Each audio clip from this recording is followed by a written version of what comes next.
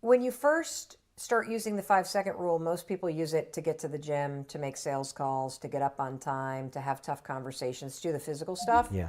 But the real mojo is to use it to rewire your mindset. Okay. And so if you're somebody that suffers from anxiety, first of all, here's what you need to know. It's not a disease. Period. It's not a disease. There are people that suffer from acute anxiety disorder. They should seek professional help. There's incredible medication that works. I'm talking to the people that suffer from more general anxiety that people feel in their day-to-day lives, Right. or that are brought on by a specific situation. I'm also speaking from specific personal experience and the fact that we know of hundreds of thousands of people who've actually cured their anxiety Right. because of what I teach. So here's what you need to understand.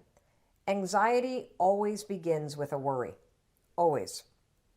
It begins with a thought that is triggered by something. So if you suffer from anxiety, you wake up in the morning and your mind spins, you lay in bed at night and your mind spins, you walk into work and you feel anxious in your body, I want you to write down all the things that trigger you to feel anxious. Interestingly, another major trigger is being home or going home and that moment right before your partner walks in the door.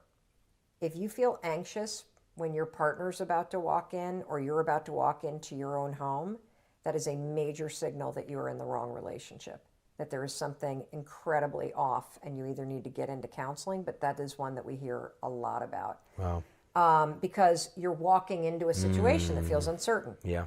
A lot of people, by the way, had parents that were abusive or parents that were yellers. So they also are experiencing ghosts from the childhood Yeah. of it's 5 o'clock, dad's about to come home and pour a drink, and everybody's on edge. Yeah. So write down the triggers, okay? Because having kind of the triggers ahead of time will help you come up with a plan for how you're going to catch yourself when your mind defaults to the automatic ways that it thinks. Then what I want you to write down next to the trigger is what exactly are you worried about?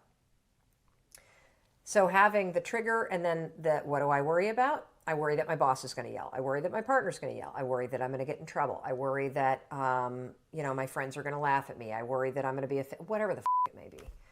Then what you're going to do is you're going to write down what I call an anchor thought. And so here's how the strategy works with the 5 second rule. The next time you're in a situation, and let's just use the example of pulling into your own driveway or your own apartment, and maybe you've got issues with your boyfriend or girlfriend or your roommate, and that makes you unsettled. The second you pull in and you feel the trigger, you're going to go 5, 4, 3, 2, 1, because I want to interrupt your mind from going into the I don't like, what if I, and then you're going to drop in the anchor thought of the last time that you and your roommate really got along well, or the last time that you stood up for yourself and it went fine. And Or your puppy. Yeah, or a puppy or whatever. And you're going to say, I'm so excited to deal with this. Yeah. And then you're going to get out of your car, even though your body is going to feel a little unsettled and your mind's going to race. Go 5, 4, 3, 2, 1. If you start to be like, but what? And then walk in the door. And what I'm teaching you to do is to not let your mind hijack you. Right.